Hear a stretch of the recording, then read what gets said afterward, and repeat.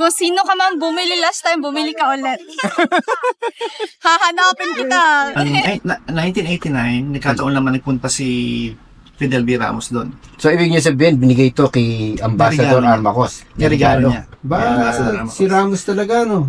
Kasi Defense Secretary pa lang siya, nagregalo siya sa kasi US Embassy. kasi Hindi ako nagtatapa ako kasi. So, ano yung purpose ng pag-check ng check ng ang temperature? temperature dapat ma-maintain yung parang 18 to 21 degrees kasi otherwise pag sobrang init mababasa yung tobacco, magkakaroon humidity.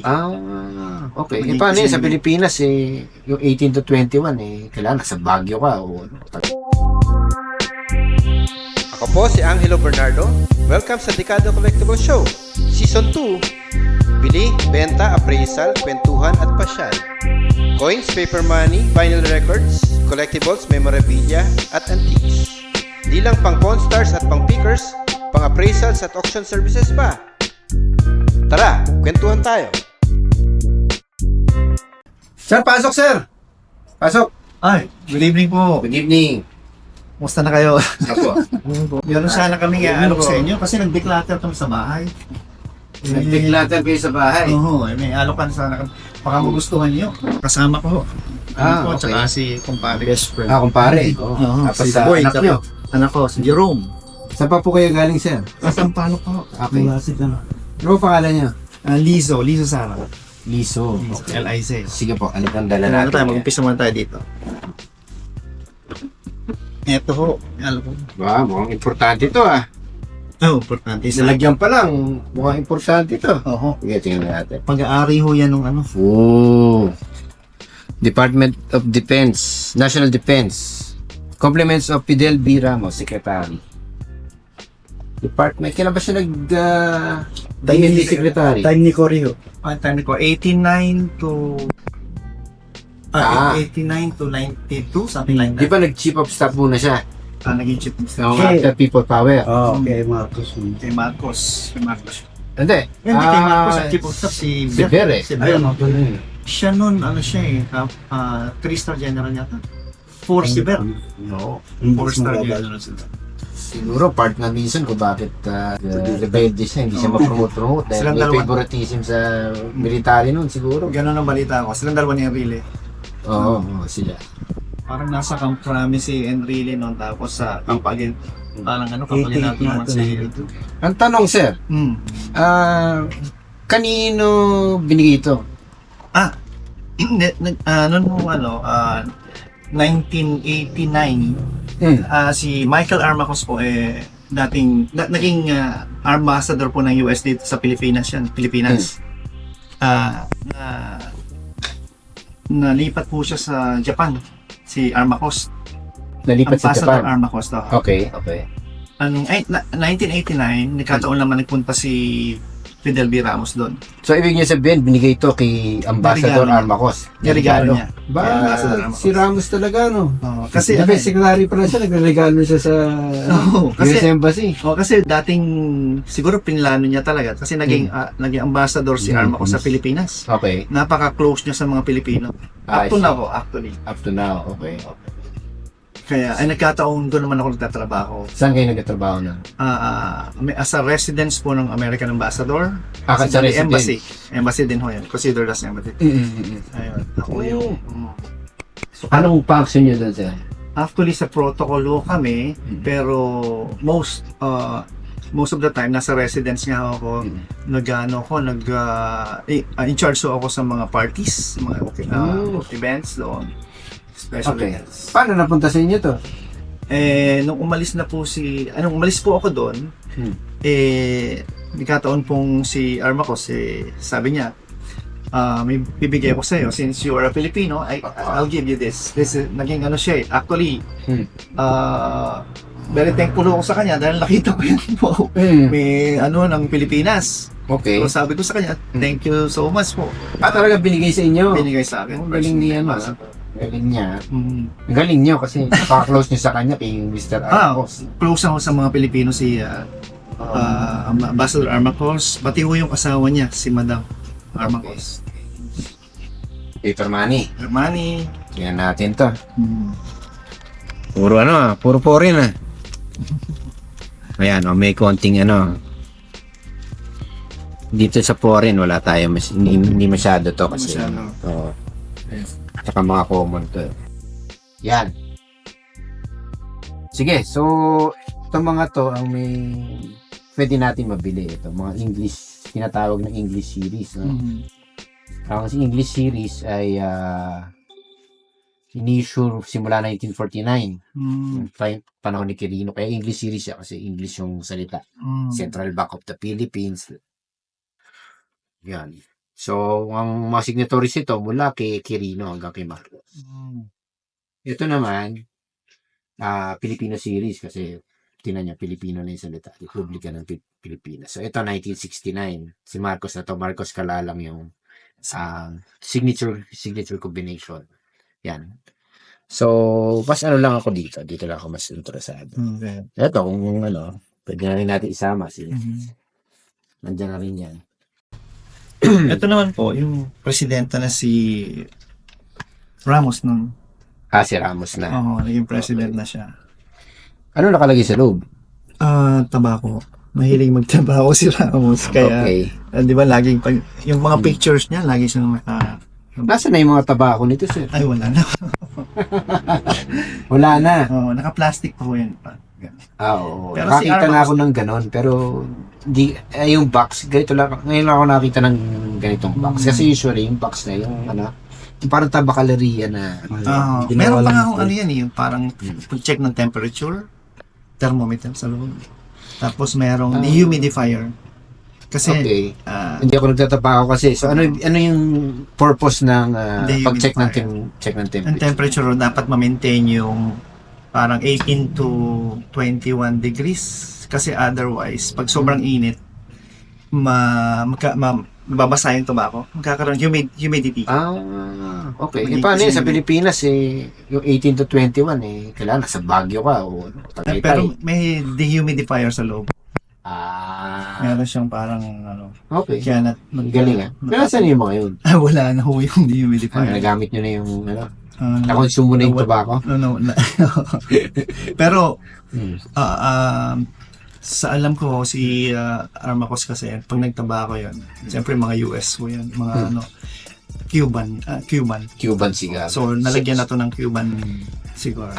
Okay. Siguro mga $100 Okay. each nun. So ito, binigay din sa inyo niya na.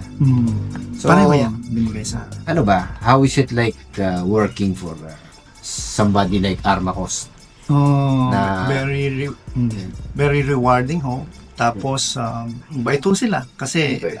as I have said a while ago, sa mga Pilipino po, very close sila. Kasi nga, nagtrabaho sila sa Philippines as ambassador, both madam and may picture ako, hindi ko nadala eh.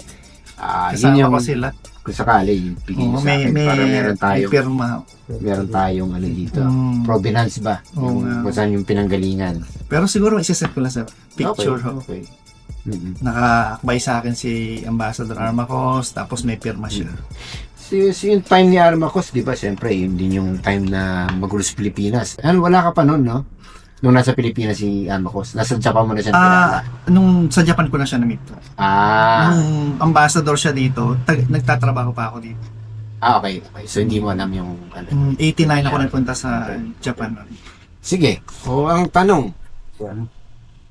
Kano lahat yan? Except ito kasi sa akin.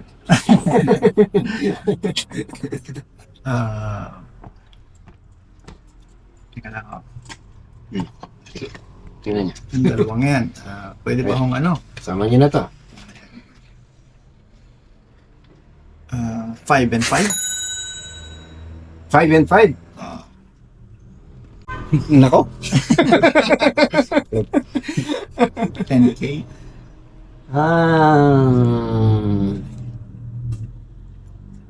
Kasama yung paper money. Paano ko ba, Ano ko ba tatawaran to?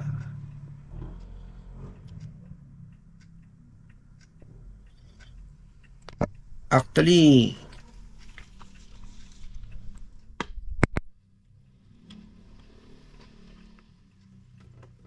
sige, gino-compare ko sa sa mga memorabilia ng ibang presidente. Sige. Oo.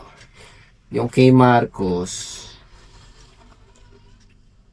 medyo mura na. Mas mura yung kay Marcos. Mas mura dun. Kay Cory, mas mura din. Siguro ano yan.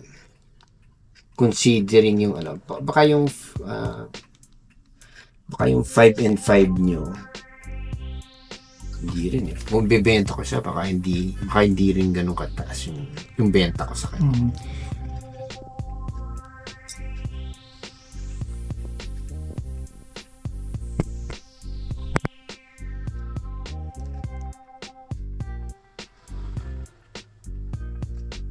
3.5 sir. 3.5. Kasama na yung paperman. 5 oh. 5.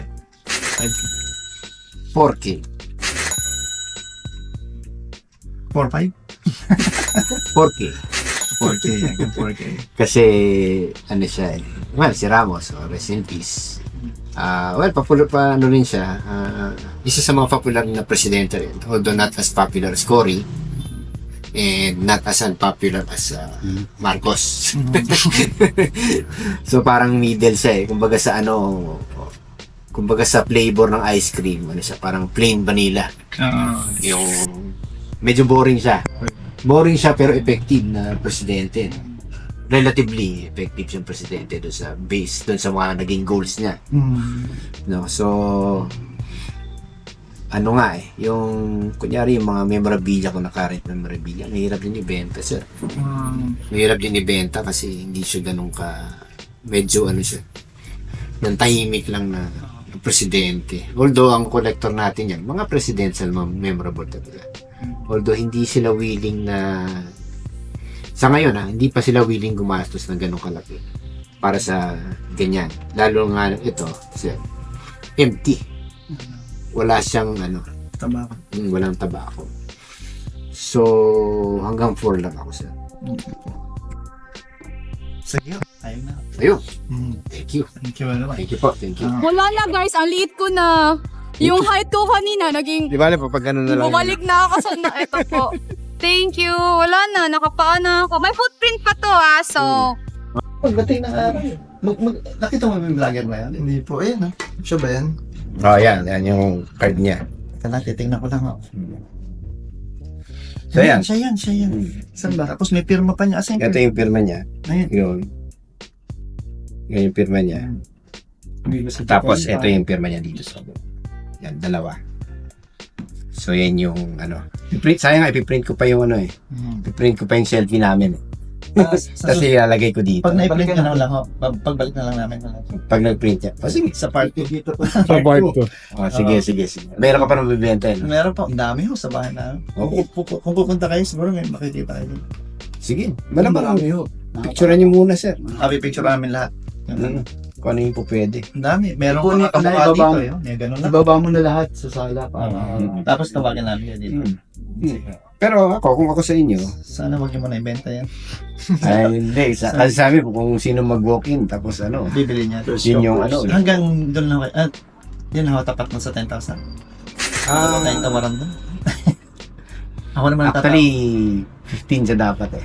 Pero sa inyo, sige, bigay ko ng 10. Tapos yun habang 500,000 pa yung views niya. Pag bilang nag 1 million views siya next week, natubli na yan. 500,000 ang views. 500,000 ang support ang Kukuha na ganyan. followers Pang niya sa bibili mo yan. Pag naging 1 million na yan, doble siya. babalik ako dito. Ako rin naman, meron din akong item sa kanya, yung tape ng Eraserheads. Oo, nakita ko yun. Di ba? So, nag-appreciate din yun pag habang umakit yung ko, yung followers ko. So, kayo sir, decide kayo kung at talaga yan, 15 talaga yung benta. Pero sa inyo, sir, since kabentahan naman Kailan tayo. yung mailalagay dito yung pic yung nyo? Actually, kahit bukas, pwede. Printed. Punta lang ako ng wala lang akong magandang printer eh. Pero punta lang ako sa computer shop. Bilhin ko na. Paprint ko. Para meron tayong souvenir. Maganda po yung ganun din. Diba? Mag-appreciate yan. Mag-appreciate yan. Sige. Kunin na. Ayun. Thank you. Saka, nakapenta pa ako. Thank you. Oh, Diana, nabili na yung ano mo. Yung sapatos mo may signature. So, Thank you. Thank you. Okay. hindi ako tumawad. Hindi, yun na yung tawad. 15 talaga siya. Kasi inalok nyo kanina 10, dapat nag-8 ako. Baka mabigay, pero okay, satisfied naman ako. Nako, gusto ko pa sanang gusto ko pa sanang hawakan to kasi hinihintay kong mag 1 million views ka eh. Ba't ka pa binenta to? Nagsisisi tuloy ako. Hindi ko na lalagyan dedication. Pag nilagyan dedication, bababa ang value. Oo, kasi Mas maganda yung walang dedication. except pag sumikat kayo tapos naging presidente kayo. Ayun, mas mahal yun pag may dedication. Imposible na eh.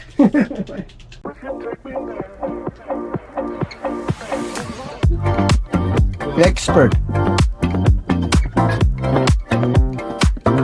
Okay, hindi yan. December 13, ano? Ayun, actually, nagpunta kami dito para makapagpa-selfie lang kay idol namin si Mr. Angelo. Lagi namin napapanood sa YouTube. Tapos ang dami ko pang kabarkadang talagang naunang mag-subscribe sa akin kay Mr. Angelo. Kaya fascinated ako sa mga sinasabi nila na review. So sabi ko, punta ako doon, lapit lang namin doon, taga-Sampaloc lang ako. Ayun, punta kami dito, nakita namin si Mr. Angelo. Talaga palang maganda rito sa shop. Marami kami mabibili. Tapos at the same time, hindi ko nga nakuha yung 10,000 ko, pero satisfied naman ako dahil nga at least napunta sa kanya yung memorabilia ni President Fidel V. Ramos. Yun, enjoy kami. At sana babalik ulit kami dito para dali ko yung picture ako together with the ambassador. Sobrang ganda ng case eh. Talagang Nakakamiss. it brings back memories kumbaga sa di ba? Sobrang gandang experience na ito. Ayun. Kaya hindi kami nagsisisi na punta kami dito. Na-timingan lang. Nagpa-selfie na. Nagka-pera pa. Yun, thank you Mr. Angelo. At salamat po.